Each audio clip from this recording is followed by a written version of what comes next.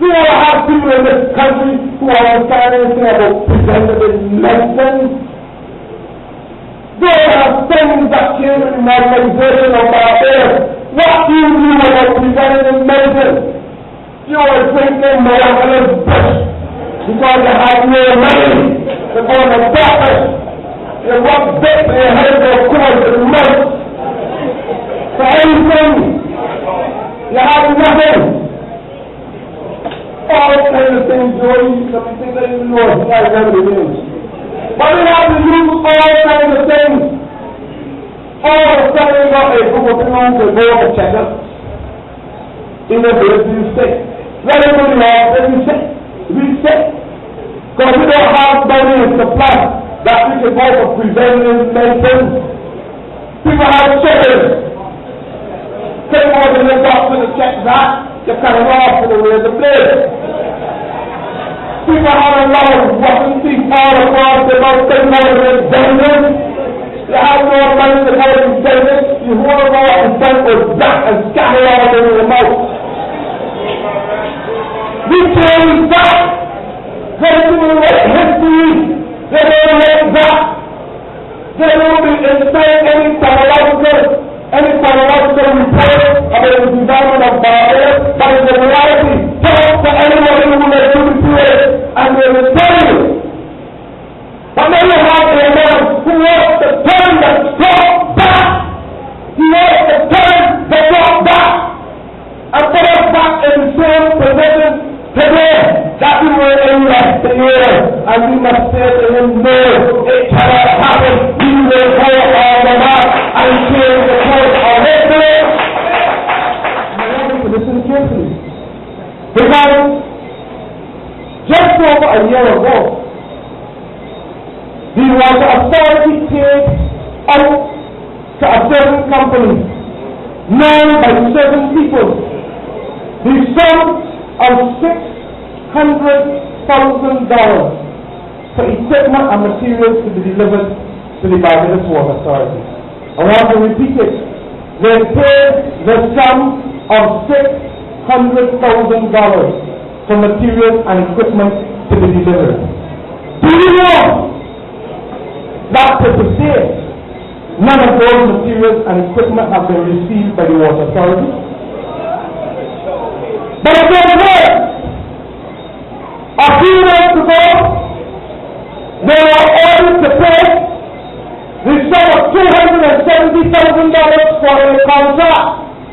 There were no quotations, there were no tenders, there was no competitive bidding, and so confused are the people in the Water Authority that the head of department has written to the ministry and said, I beg you, please give me some guidance because I feel exposed, I feel confused.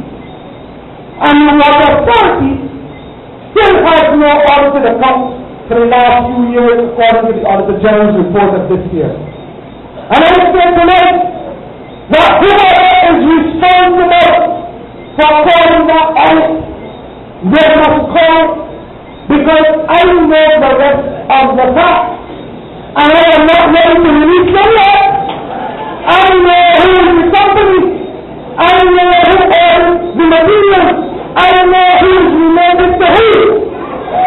But stay tuned. Not only do you have leadership justice, not only do you have to change the law after you appoint a man in order for him to work, but it comes again. And that was done after the Barbados Water Authority, where they appointed an executive chairman, and once again you have technically to change the law. But some people were so wise that the law still didn't change today. So you have one man appointed against the law. You have two men appointed against the law. Will you believe that tomorrow morning a third man is going to take up a job that they got to amend the law for? And I want you to listen to me carefully. Because tomorrow morning, the 6th of June, and the people who are students of history, you will recall tomorrow as the day when the troops landed at Normandy in World War II. And I will announce that today is the Lord's holiday. Tomorrow morning, a man whose middle strength is not very clear, who has never practiced an ounce of medicine in Barbados, will take up duty as the Director of Medical Services at the Queen Elizabeth Hospital in circumstances where the law requires the Director of Medical Services to chair the Medical Staff Committee.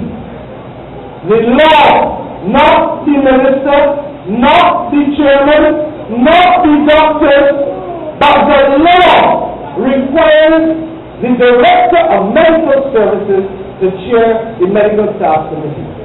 But you know what else the law requires?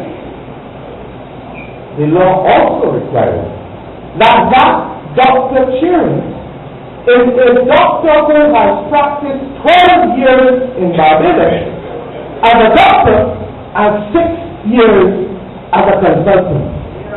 So this is not a third person to be appointed to a high position in government, water authority, chief justice, and WQEH, that they may have to go and change the law for this gentleman to be able to legally do his job. Barbados can do better.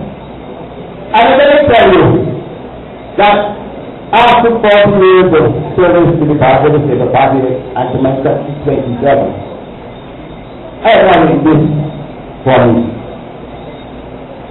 I'm not in this for me. I want to tell the whole family of the Barbados Labour Party, this is not about me. But this is about restore Barbados. But I got my daughters to this lady tonight. Because I want them to live in a country that is better than the one I live in. And I want your children to live in a country that is better than you live in. And I want the whole family of the Barbados Labour Party to show this country, if given a chance, no matter what, if we challenge that we will make this country a better land.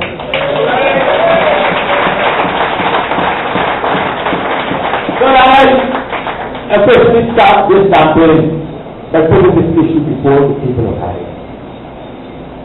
Can we do better? And if they say yes, we can, yes, we must, and yes, we shall. I have been to the mountaintop. I know what it is to be at the mountaintop. I know what it is to occupy the promised land of leadership. But for me, this is not about self nor validation. I am already fulfilled.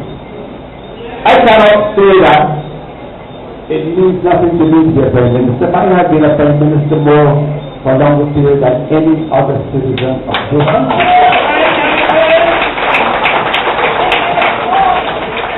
For me, what matters is not that I should become Prime Minister, but that the Barbados Labour Party should become the next government of the country.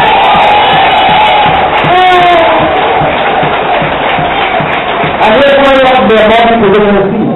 I want Pastor to win. I want Abraham to win. I want my grandchildren to win a seat. I want the Rabbi, Sandra, and they are all of them to win the seat to win the Lord out. Because the Barbados Labour Party has been and will continue to be the greatest force to bring this country of Ireland.